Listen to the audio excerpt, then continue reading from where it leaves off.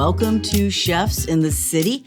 I'm Ann Fisher, along with my co-hosts Steve Stover and Rich Terapak. Ann. Guys, our guest today is BJ Lieberman, who since 2020, with his spouse Bronwyn Haynes, has made a mark in the culinary world with Chapman's Eat Market in German Village. It was named one of the top 50 new restaurants in the nation by the New York Times, and also earned him a 2024 James Beard Semifinalist Award, right? And 2023. And 2023, all right. Oh, and also 2 years later opened up Ginger Rabbit Cocktail Lounge in the Short North. Still there. Their newest venture is Metzi's. It's a wood-fired Italian restaurant in Italian Village, of course.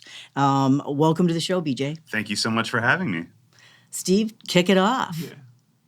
Well, the name, I understand your son had something to do with the name. Yeah, my son is my parents' first grandchild, so we got to have the fun conversation of what we wanted their grandparent names to be.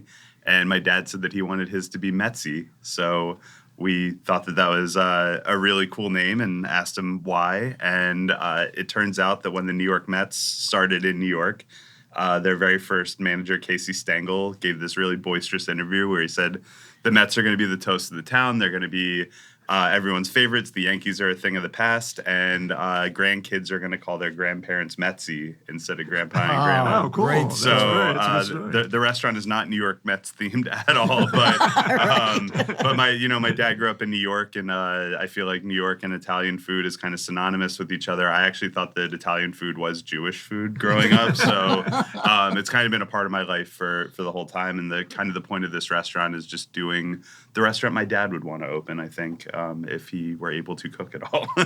Well, he wasn't. My dad is not a good cook. I kept looking at Metzi, what it means in Italian. It's a Jewish grandfather name from Long I love Island. that. It's an Italian restaurant. Yeah. Well, the one word you use in describing the menu is approachable. Mm-hmm. Talk about that. Yeah, I mean, we're not reinventing the wheel with the food here. I kind of wanted to do a menu of all the things that I really love about Italian cuisine. So, which I think is kind of the global appeal of it, is just really approachable dishes, fresh ingredients, sauces that people know and love. Fried artichokes, fried calamari, grilled meats, ossobuco, and then of course pasta, which I have a huge passion for, and so does my chef team. So, yeah. so does most of the world. Yeah, exactly. So, like I said, approachable food, things that people can really wrap their head around. I think that lessons learned in the Short North, I think that that's really what people want in that neighborhood, is something that they can casually stroll into, have a good meal. Well, it allows for a nicer price point. Yes, exactly. Particularly with the pasta. And Yeah. You did a great job with that. Looked at the menu. Yeah. Thank you. Yeah, it's it's funny. It's pasta's such a affordable ingredient, but it takes a lot of love to do it right. Yeah. So we really are putting our fine dining hats on with how we're creating these dishes, but we can sell them for $18, $19, $20 a bowl of pasta, and you get full off of it. And it feels really nice to be able to do something that we know everyone in the city can come to, and we still get to pour our love and passion. We're not sacrificing anything, either morally or quality-wise with it. It's house-made pasta. So we have 2 of the pastas that we make in-house. 3 of the pastas are brought in dry. I think that somewhere along the line we got into this mode in America where house-made pasta is better than dry pasta. If you're doing good dry pasta, specifically in Italy, it's amazing. So we get ours from a company called Sitaro that is imported into Chelsea Market. There's a little Italian shop that I used to go to all the time that actually ships. So I'm very familiar with all their products. Sitaro's been around for hundreds of years, and I can't make dry pasta better than them, so why would we try? Right. But then we also have a lobster ravioli and a fettuccine on the menu right now that we actually do make in-house. Oh, wonderful. Yeah. And the entire menu is elevated with your wall of fire. Wood-fired cooking. Yes. Yeah, so we have a 10-foot hearth in the kitchen. It's an open hearth, so it's not like a closed pizza oven or anything like that. So when you walk down into the basement where the kitchen is in the main dining room, the first thing you're greeted with is the smell of that fire. You can see the flames dancing off of all the mirrors and all the materials, and we're actually cooking. You don't actually cook over the open fire, you cook over the coals. So you have to build a really big fire and then wait for the coals to fall out, and then we move those embers around and cook over them. So a lot of our ingredients that go into the pastas have first been treated on that fire. A lot of the entrees, most of the entrees are grilled over the embers. So it really, I don't want to say that it's unique because this was literally the mode of cooking for thousands of years before the invention of gas being piped into your house. But I think that it is unique for the modern times to kind of throw back to those more primal ways of cooking. But it's right in line with what these dishes are and what they should be. So it's what's happening in the neighborhood in Tuscany. It's not. Yeah, they don't have a lot of propane there. Exactly. Well, we really enjoyed the wood-fired Caesar salad too last night. Yeah, I don't think there's anything that I've enjoyed more than figuring out which vegetables and fruits we can grill without people realizing that's what happens. So yeah, the Caesar salad, we get these big heads of romaine from Three Creeks Farm right now, and you just cut it in half and just really lightly for about 30 seconds, just kiss it on those embers. So we're not trying to wilt it. We're just trying to get a little bit of that like flavor shock into it. It brings out a little bit more of the sugars. It brings out a really like interesting texture to it. Like I said, we're not trying to wilt it. It's still a fresh salad. It just has a little bit of that char on it. So I'm really happy with the way that turned out. Yeah, and, that's great. yeah, it's still like a classic Caesar salad. It's just we put our own little kiss of heat on it. So Yeah. It's a good use of that space downstairs, and I think it creates, using that space creates a real theater. And that's fun. It's kind of the good vibe downstairs. we're here to entertain. It's a two-story venue, right? Yeah, it's a two-story venue. So you walk in on the ground level or the street level, and we call that area the bar at Metzi's because we have a really big bar. It's all light and airy and blue and windows everywhere, and that's definitely a nice daytime like meeting spot. We run happy hour up there from 4 to 6 p.m. every day, 50% off of all the featured items on the menu. So really, really Awesome, aggressive happy hour. And then Rich was delighted to be there. yeah, y'all were there last night. And then downstairs is where the main show is. So you can see the open kitchen. The same menus offered on both floors, but there's definitely just like slightly different vibes to it. Downstairs is definitely where the entertainment factor is. It's an open kitchen like theater with a Gotcha. giant counter, which has been shrunk a little bit. Just by about 2 feet. To add some booths. Yeah. We had to rework that just a little bit, but you still have the chef's counter overlooking the kitchen. I'm right there every single night, so I can see the entire dining room from right there. So it gets us in the flow of things, and it also gets the guests in the flow of the kitchen. It was good to see. I'm sorry. Yeah. No, It's good to see that you have that you've taken the bar and turned it into a kind of a private dining space, and it can hold like 20 people, and that's needed. There are a lot of folks who say, "Where can I take my meeting, or where can I take the employee party?" We talked to a lot of our peers in the short north, and the number one thing they told us is they wish they had a larger private dining space because they get larger inquiries than what they can hold. And then we also realized that we can do that private dining room at a lower price point than probably most people can. So what we've settled on right now is a $70 per head food menu in there. That's a 3 or 4 course prefix menu. That Chapman's our prefix menu is like 125 in that dining room because we have to otherwise use that dining room to serve guests. With this private dining room, it's literally just the cherry on top of the restaurant. The restaurant without the private dining room works fiscally, so we don't need to charge an arm and a leg for that. So again, we should be filled 5 nights a week. Yeah, it's great. With groups in there. Yeah. And we can do wine dinners in there. We can do bourbon tastings. We can do whatever we want in there. Speaking of wine. Italian flavors? Yeah, we're doing a little bit of a transition in the wine list right now. We're only 5 days into the restaurant, but we are trying to make the wine list between 50 and 60% Italian, and then just other wines that go well with food, Italian style, as we like to say. But, we want something for everyone's taste. Not everyone likes those wines. I don't particularly think that Cabernet, for instance, goes well with our concept here, but some people love Cabernet, so I feel that we should have that there to offer to them, and we'll just find the best in show at the best price, and we want to give people what they want. Yeah. Want to please, Make them taste Barolo sometime. Oh yeah, we've got a lot of different Barolos There on is the a Barolo, menu. yeah. Yeah. So Is there anything that you're charring that might surprise people?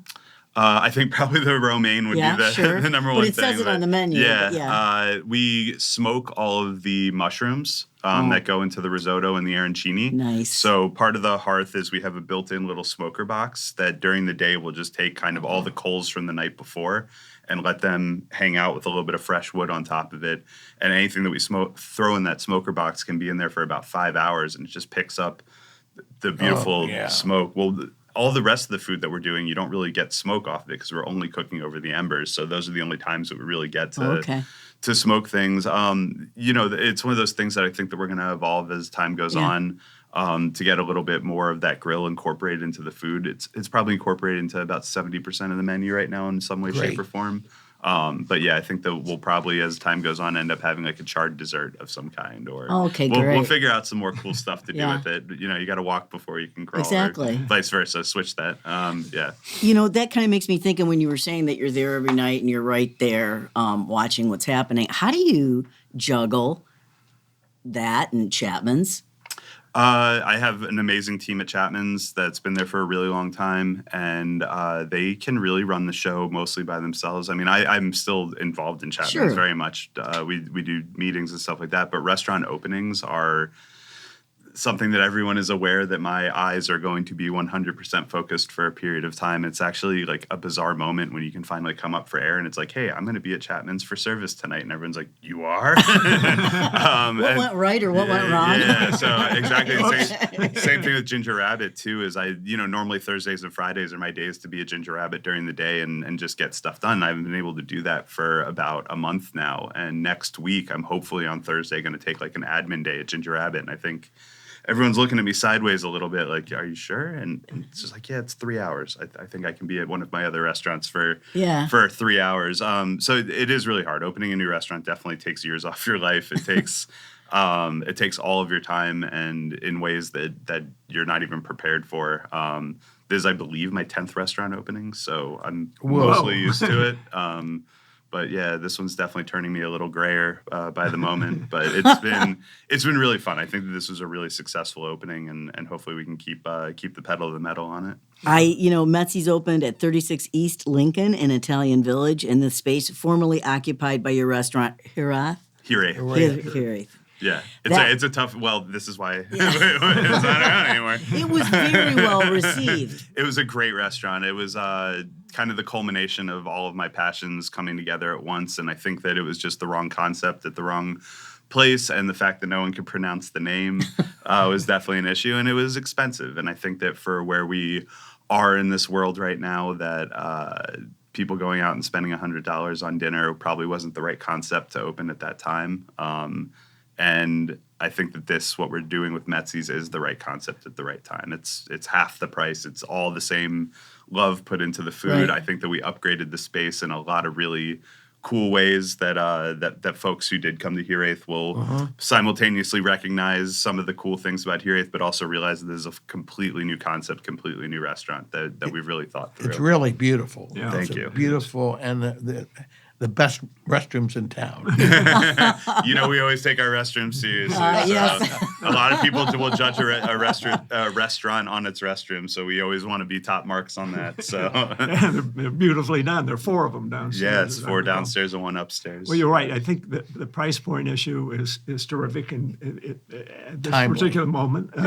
And I want to emphasize for a lot of folks who don't get down to the Italian Village, Short North area, one of the great things for us is if it's raining, if it's snowing, whatever, you're within a parking garage. It's all a new build. 36 East Lincoln includes a parking garage. Yeah, it's a 5-story parking garage that we are literally attached to. And if you take the elevator from the parking garage down to the street, You never have to go our outside. front door is in that elevator vestibule. You will see it the moment the doors open. And it's pretty awesome. If it's raining, if it's cold, if it's snowing, if it's whatever, you don't even need to step foot outside. You can get out of your car door and into our front door without being in the elements. Wow, that's kind of posh sounding. Yeah, I know, right? Soon we'll have a valet to walk you down. But when the description, when I saw it, I don't know where, probably in the dispatch or something like that, it said your plan was to open a quote approachable fun, and you mentioned approachable earlier. What does fun mean? The price point is a lot more fun. I think that's fun for some people for sure to be able to have a really lovely experience without breaking the bank. But for me, fun is the experience that you get in the restaurant. It's the way that our host team, our servers, our staff treat you. The way that the way that I kind of put it is sometimes we're setting up the bowling pins. It's kind of up to you to knock it down. Sometimes, if we create an environment that allows you to be with community, to have a good conversation. It's why I don't have TVs in any of my restaurants. Yay. I want people to have a true, Thank you. honest conversation Yes. with people. Like even I get distracted at restaurants with TVs. I'm there with my son and my wife, and I find myself watching Sports Center, and I'm like, what am I doing? So that, and then we hired good people. And they're funny, and they want to show you a good time. They want to practice what I call emotionally intelligent hospitality, where we're not just doing the things that are written down in the book of hospitality. It's like, what is the thing that is going to make you the happiest? What is the thing that's going to make you have a good time? And that's what we're going to try to do. So every table is unique. Every table has its own challenges, its own things that we can do to make it special. And that's what I want our team to hone in on is to get to know our tables well enough in that brief amount of time that we're together to understand what is going to make you the happiest in our restaurant. No, we had fun last night. Yeah, with she was great. Yeah, I'm apparently trying you just needed a visit from the chef. And the chef always helps. That sort of Perks everybody up. No, Yeah. I'm sure we would Well, get treated the same. I think it was during the pandemic, there was sort of a reckoning about the quality of life for restaurant people. And I remember when we were on the air at WOSU, we did a show. I think we had Avishar Barua on, maybe someone else, to talk about how you treat your people and that has to change. This kind of brutalistic sort of thing we see in the movies and on TV has got to change. And what are your thoughts about that? I have a lot of thoughts about that, and I know that we only have a half an hour, so I'll keep this as brief as humanly possible. But when I was cooking in Charleston, South Carolina, I worked in one of the restaurants that definitely had, I'm not going to call it abuse because I learned a lot there, but it was definitely more akin to the old guard of doing things and kind of leading a little bit through fear. When I moved to Washington, D.C. to open Rose's Luxury with my dear friend Aaron Silverman, we had a lot of talks before we opened the restaurant about what type of leaders we wanted to be, what type of kitchen we wanted to run. And what we came up with is that the industry was a little broken at that time. We're talking about 2010, 2011 era right now. And we decided that it would be easier to galvanize the kitchen through mutual respect than through any kind of fear or being angry about things. And at the end of the day, we're just cooking dinner. This isn't heart surgery. You know what I mean? Right. So I've always been a happy person. I like being happy. I like making the people around me happy. I'm a people pleaser. I do get frustrated at work, but it never gets personal. It's about the food. If the food isn't right, I'm going to tell you the food isn't right. It's not you suck. It's that the dish that you just put up sucks, and we're going to redo it. So, and then having those conversations afterwards, everyone's an individual and everyone deserves to be treated as an individual. And we're stuck together in the building for 8, 12 hours a day.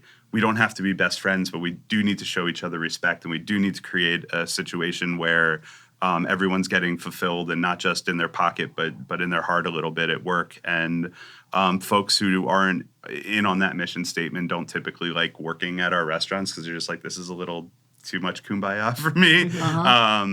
But Avishar feels the same way. Him and I have had many conversations about this. And I think that there's been a pretty big sea change in restaurants kind of starting in the last 10 years or so. But yes, I don't believe in throwing pots and pans. I don't believe in yelling at people. It makes awesome entertainment. But I mean, I've even met Gordon Ramsay. In real life, he's a sweetheart. The way that he is in his restaurants is not like his personality, but that makes you wonder, why do we like watching this? Well, it's kind of one of the reasons why I stopped watching Top Chef after a while, because I felt like they were really, the producers were really kind of pushing them toward acrimony and, meanness. Yeah. And and now they've really pulled back from that, particularly in the episode, the season that Avishar was on. It's really funny because here, Metzi's has an open kitchen, but Rose's Luxury, where I was in D.C., had an open kitchen. The amount of times that guests would grab me from the little chef's counter, because they're sitting as close as we are to each other, and be like, "Hey, can you go yell at that cook?" And I'm like, "What do you mean?" And they're like, "I just want to see that Gordon Ramsay moment." I'm like, what are you talking about? That's not how we do things here. I'm like, have you ever seen me walk behind the line and my back is to you and I'm whispering in someone's ear, that's our like corrective action. I'm never gonna like throw it out loud where the guests can Wow. hear it. So yeah, it's just funny how people like want to see chefs being the old school tyrant chefs. I just don't believe in that. I like hanging out with the team and having a good service. That's what I want every day, is to have fun at work. And that impacts the enjoyment of the customers. Yeah. I think so too. Yeah, it's great food, it's good service, and the congeniality of the service is real important. Yeah, when you see the chef saying thank you and please to the food runners, bringing food around and giving high fives to everyone after a really gnarly set of tickets, and to me that's the vibe that keeps it going. And being in an open kitchen, we feel the vibe of the dining room too, and we can hear the music, and we keep the same time as the guests, and yeah, I really love that. And it's you see I have a smile on my face right now. That's like my favorite part of the evening, is when the lights come on and we're on stage and it's time to do our thing and everyone's in a good mood and we just like crush a good service. Nothing's That's the reason you became a chef. That, and I just like watching people be happy with food, and it's another reason why I like having an open kitchen is the people, the chefs kind of right behind me. I get instant feedback. Yeah, if something's good, if something's bad, like I can tell. You just look out over the room. Yeah, and see exactly. all the. It's really spectacular, and I feel very lucky that we got this opportunity to open Metzi's, and that I get to be there every night right now and kind of shape this restaurant in ways that I'm really happy with. So. Well, you came here about 5 years ago with your wife, Bronwyn, and a new baby arrived shortly thereafter, right? Shortly thereafter. So how do you feel about being here in Columbus? In Columbus, I love Columbus. No regrets? Because you were thinking maybe Chicago or Columbus. Yeah, you got a good memory. I mean, there's definitely things about Chicago that I love, but at the end of the day, Columbus has really embraced us, and I've really embraced the city. I mean, I've been coming here for 15 years before we decided to move here. But we just have like a really good pace of life, and I really like the city. It's just super navigable. There's great food here. It's all the things that we need. And then having a 3-year-old son, this is just like, gosh, I can't imagine if we were still in D.C. trying to do what we're doing right now. It would be impossible. I hate commuting, so we live 5 minutes from the restaurants, and like you can do that in a town like this, but we're the 14th biggest city in America. This isn't a small town, right? So it still has big city vibes with kind of small city proclivities to it too. So I really enjoy being here. I would say no regrets, and we're still building, so it's not like we're going anywhere. Our roots are pretty strong here now. So when you go out, where do you go? Home? Don't get it. Yeah, I was gonna say a park with my son normally. There's a lot of new restaurants that have opened and some old restaurants that I love. I can give a shout out to my buddies at Commune, Avishar, of course, Joya's, and Agni. I actually didn't realize how close we are at the studio to Joya's. I'm going to slide by for a coffee on our way out of here. Marlowe's Cheesesteaks. We go to Bud Dairy Food Hall because it's right around the street from our house. Seven Sun Brewing is walking distance from my house.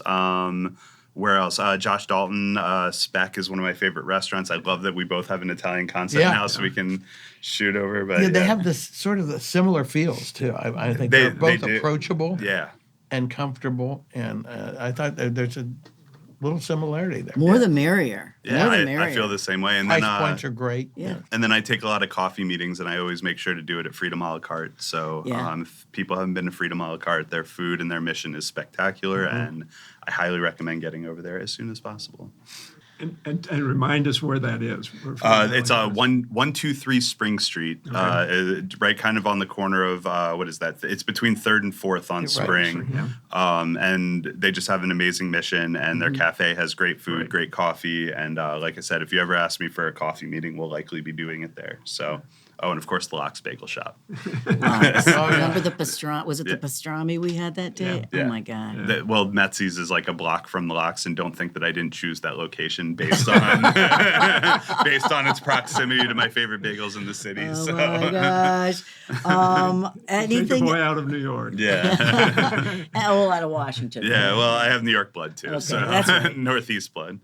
Well, I guess we're out of time. It's a shame. I want to talk about Ginger Rabbit some more. There's so much more to talk about. We can do a whole Ginger Rabbit episode if y'all want to. Yeah, We I can would talk love about to. the history of jazz in Columbus. Yeah. So. Yeah, I would love to. So on June 6th, let's see. Metzi's opened on June 6th, so we're well into the second week now. Yeah, we are five services in. Five services. Yeah. So things are perfect. So get there. We were there last night. Yeah. Yeah. Thank you so much for joining us, though, BJ. You're very welcome. Thank you for having me. And best of luck with this. Thank you very much. It's a terrific addition. Well, I hope to see you there again soon. You will. All right. Thanks. Me too. Thanks to BJ Lieberman. Also, best wishes for every success at Metzi's, Ginger Rabbit, and Chapman's Eat Market. Don't want to see any of them go. That's it for Chefs in the City for now. Remember, a meal is best shared, so share this with everyone you love. You can find us on YouTube and wherever you get your podcasts. For me and my co-hosts, Steve Stover and Rich Terapak, my favorite bon vivants. Take care.